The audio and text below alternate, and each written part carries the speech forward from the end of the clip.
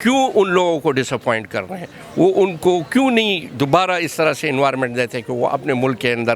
कौन कहता है, मैं खुद बाहर रह कर आया हूँ, यकीन करो कि कोई भी खुश नहीं होता बाहर, ठीक है ना। वो अपने मुल्क के लिए एक सरमाया होता है और मुल्क के मफाद की खातिर जो है ना वो कुछ भी करने के लिए तैयार है।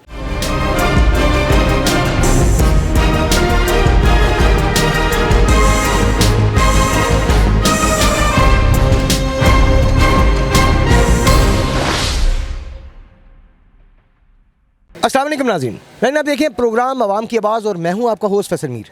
आज हम जनाब आवाम में खड़े हैं इस वक्त आवाम की आवाज़ आप तक पहुंचाने के लिए। अस्सलाम वालेकुम जी। अस्सलाम वालेकुम जी, thank you very much to choose me as a guest. के मैं तो ख़रीदारी के लिए आया था इस मार्केट में, बच्चों का कल्चरल डे, और मेरे लिए बड़ा मुश्किल है कि मैं उनके लिए जो दिन ब दिन रोज़ाना जो है ना स्कूल के अंदर फंक्शंस वगैरह होते हैं, तो फ़ीस तो अपनी जगह पर होती है, लेकिन यह है कि उनके जो लवाज़मात है वो स्कूल के अंदर वो इतने ज़्यादा होते हैं कि रोज़ाना कोई ना कोई फ़ीस और ड्रेसेस के अलावा बहुत सारी चीज़ें हैं जो कि उनको पूरा करना पड़ता है। तो इसलिए मैं यहाँ पर घूमने के लिए आया था कि मैं इस तरह के कोई कल्चरल ड्रेस ढूंढ सकूँ कि कल के लिए जो है ना मेरे बच्चे उनको पहन के फंक्शन के अंदर जो है ना वो पार्टिसिपेट कर सकें। तो इसके लिए मैं आया था।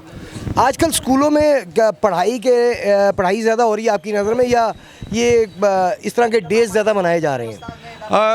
पढ़ाई तो मेरे ख्याल में बहुत कम हुई है, और आपको पता है कि कोविड के बाद तो कोई बिल्कुल पढ़ाई हुई नहीं है, और उसमें मुसलसल हम फ़ीसें देते रहे और इफ़ेक्ट भी बहुत हुए हैं।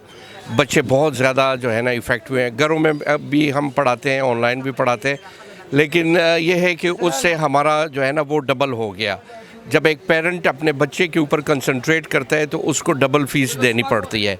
एक तो ट्यूटर रखना पड़ता है, ऊपर से जो है ना उनके जो कल्चरल डेज़ वगैरह होते हैं वो कभी भी स्कूल वाले आपको बिल्कुल माफ़ नहीं करते, उनको पार्टिसिपेट करना पड़ता है। तो एम्बैरेसमेंट से बचने के लिए जो भी पेरेंट्स कर सकते हैं उनके लिए तो वो करने के लिए तैयार होते हैं। लेकिन चूँकि इतनी ज़्यादा महंगाई है और इतनी ज़्यादा वो है बूस्टअप आया है मार्केट के अंदर, टेक्सटाइल सेक्टर के अंदर भी आया और ख़रीदारी के अंदर आया, तो डबल ट्रिपल टाइम हो गया। पहले जो मेरा सैलरी थी वो उससे अब डबल हो गई है, लेकिन मेरी जो पहली वाली सैलरी थी वो उस पर अच्छा खासा गुजारा हो रहा था, और अब चूँकि अब डबल भी हो गई है उसके ऊपर भी गुजारा करना मुश्किल हो गया। तो मैं समझता हूँ कि एक गरीब आदमी जिसकी सैलरी बहुत कम है तो वो तो कुछ भी नहीं ख़रीद सकता, और ना सिर्फ देख सकता है, उसको ख़रीद नहीं सकता। तो मेरे ख़्याल में कि महंगाई सबसे बड़ी वजह है इस गवर्नमेंट को मतलब है कि उसको बदनाम करने में और उसको नाकाम बनाने में। महंगाई जो है ना सबसे बड़ी वजह है जो मौजूदा गवर्नमेंट है उसको ख़राब करने में।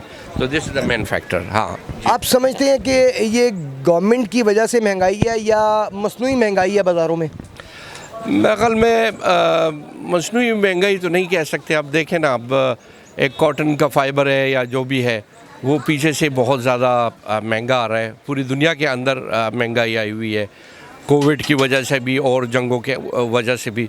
तो महंगाई तो ख़त्म नहीं हुई है। महंगाई ये आर्टिफिशियल कैसे, मतलब है कि अब तो इतना हर एक बंदा चौकियों के ऊपर जो है ना रेडी लगाने के लिए भी, ग्रेजुएट्स भी रेडी लगाने के लिए तैयार बैठे हुए हैं। वो बर्गर बेच रहे हैं, वो चिप्स बेच रहे हैं, वो सेकंड शिफ्ट्स के ऊपर भी काम कर रहे हैं, और वो थर्ड शिफ्ट्स के अंदर भी काम कर रहे हैं। अभी मैं आ रहा हूँ, लेकिन फिर भी मैं अपने एक और जॉब के ऊपर जा रहा हूँ, तो उसमें भी मुझे काम करना पड़ रहा है। इस तरह से हर एक इंडिविजुअल जो कि बड़े शहरों में रहता है वो उनके लिए तो चांस बन जाता है कि डबल ट्रिपल काम कर सके, लेकिन वो एक आम बंदी जो कोई रिमोट एरियाज़ के अंदर है वो बिल्कुल भी काम नहीं कर सकता, ना अपने बच्चों को पाल सकता है। ये है ये नहीं, मेरा एक्चुअली मकसद ये था सवाल का कि एक है कि महंगाई बैक एंड से हुई है, एक है कि एक चीज़ 10 रुपये महंगी हुई है। हाँ। लेकिन दुकानदार जो है वो उसे मसनूई महंगाई मतलब हुकूमत पे डाल के 20 रुपये महंगा करके बेच रहा है। जी, ये तो बहुत ज़्यादा प्रॉब्लम है, इसलिए कि महंगाई जो है ना वो हम डिफ़ाइन नहीं कर पा रहे हैं ना कि 10% बढ़ी है, 20% बढ़ी है या 30% बढ़ी है। लेकिन आम दुकानदारों ने इसका बहुत ज़्यादा फ़ायदा उठाया। उन्होंने उसको डबल से क्या ट्रिपल तक पहुंचा दिया और मेरे ख़्याल में ये उसका बदनामी का बहुत बड़ा सबब भी बना है गवर्नमेंट का। तो इस पे कंट्रोल करना चाहिए। और जब हम यानी कि फ्रूट तो हम खा ही नहीं सकते, एक आम बंदा नहीं खा सकता क्योंकि उसका डबल हो गया, ट्रिपल हो गया। तो मेरे ख़्याल में दुकानदारों ने भी बहुत ही ज़्यादा इसके ऊपर जो है ना महंगाई बढ़ाई है।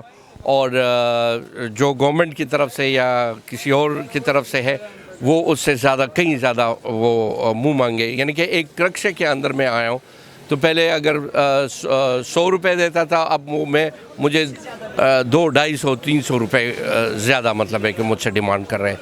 तो तेल के अंदर कितने एक मकदार मतलब है कि वो आया होगा, इंक्रीज़ आई होगी। हाँ, नहीं लगा होगा। तो इसलिए मैं कहता हूँ कि इसमें हमारे अपने अवाम का भी बहुत ज़्यादा कसूर है कि वो ब्लैक मेलिंग कर रहे हैं और पैसा बना रहे हैं और नाजायज़ पैसा बना रहे हैं।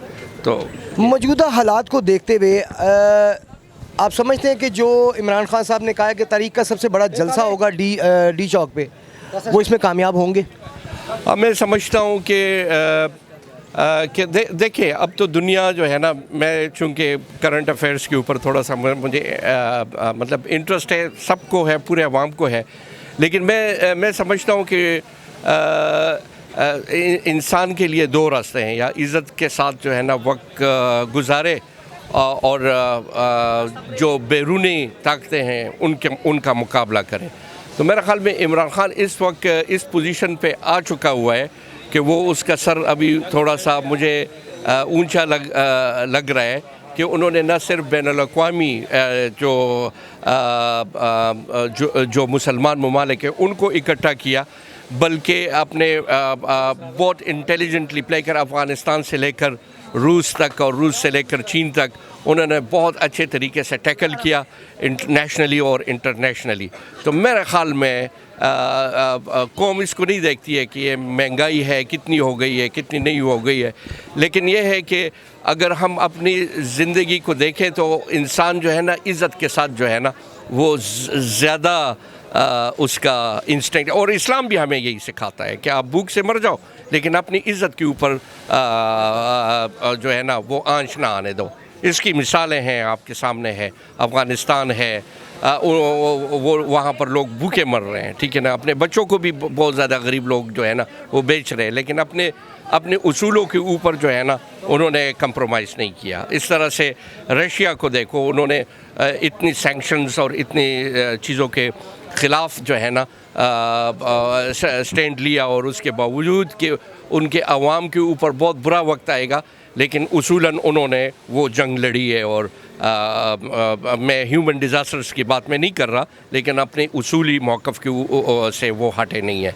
तो मेरे ख़्याल में अवाम इसको पसंद, मैं पर्सनली जो है ना उस चीज़ को पसंद करूँगा कि अगर इंसान की डिग्निटी हो और इज़्ज़त हो और वक़ार हो और तो पूरी दुनिया के अंदर न सिर्फ वो अपना सर ऊंचा रख सकते हैं बल्कि इस गरीबी के ऊपर भी हम काबू पा सकते हैं। तो मेरा तो ये व्यूज़ है।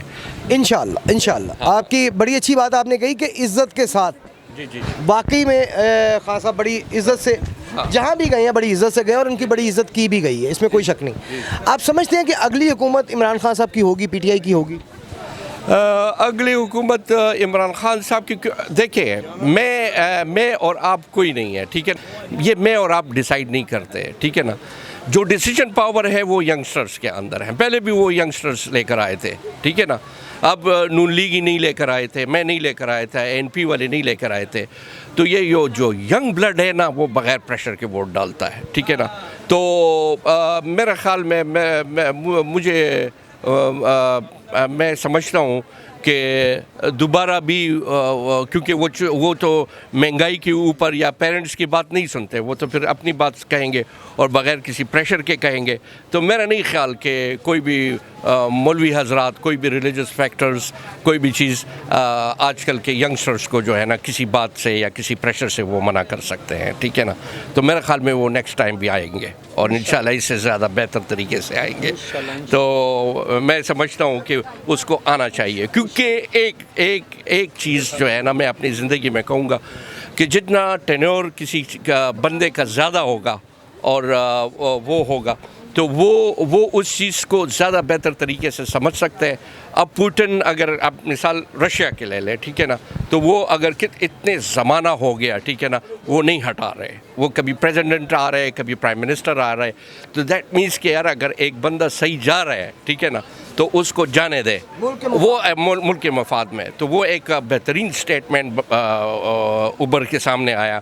اس طرح سے آپ اردگان کو لے لو، ٹرکی کو لے لو اور چائنا کو لے لو، ان لوگوں نے اپنے لیڈرز کو بچا کے رکھا ہے. جو آنیسٹ اور جو بہترین لوگ ہیں ان کو ہمیں بچانا چاہیے، آگے جانا چاہیے.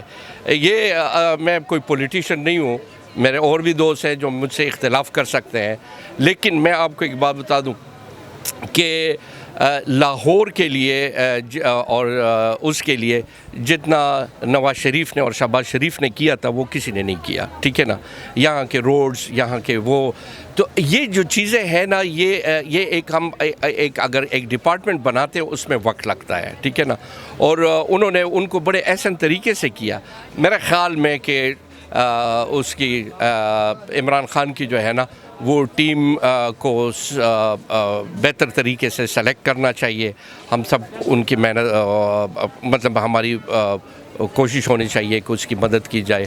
اور میری آرمی سے ریکویسٹ ہے کہ اگر آپ نے اتنا بڑا اچھا ادارہ بنایا ہے تو میرا آرمی کے چیف سے ریکویسٹ ہے کہ وہ اور اداروں کو بھی مضبوط کرے. کیوں نہیں کر سکتے؟ ٹھیک ہے نا.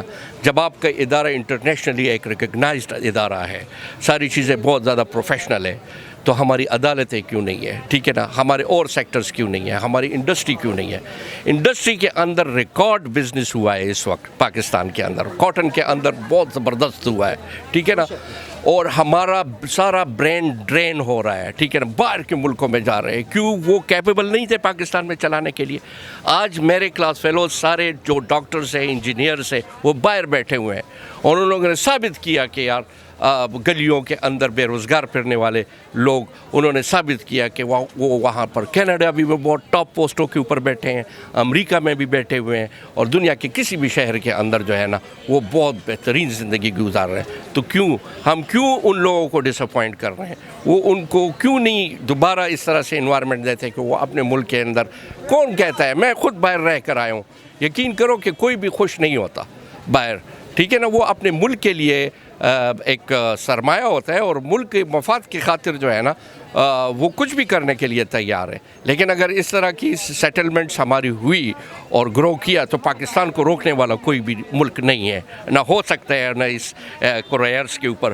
اور آگے والا زمانہ ہمارا ہی ہے انشاءاللہ تعالیٰ. انشاءاللہ. بہت شکریہ جی آپ کا. Thank you very much. یہ تھے جی عوامی ویوز آپ تک پہنچائے. حکومت وقت تک عوامی ویوز کو پہنچانا ہماری ڈیوٹی ہے، وہ ہم کر رہے ہیں. اللہ کرے جو بہتر ہے اس ملک کے لیے، عوام کے لیے، وہ ہو. دیکھتے رہیے جی عوام کی آواز. فی الحال کے لیے کیمرہ مین جان شیر خان کے ساتھ اپنے ہوسٹ فیصل میر کو اجازت دیجیے. اللہ حافظ.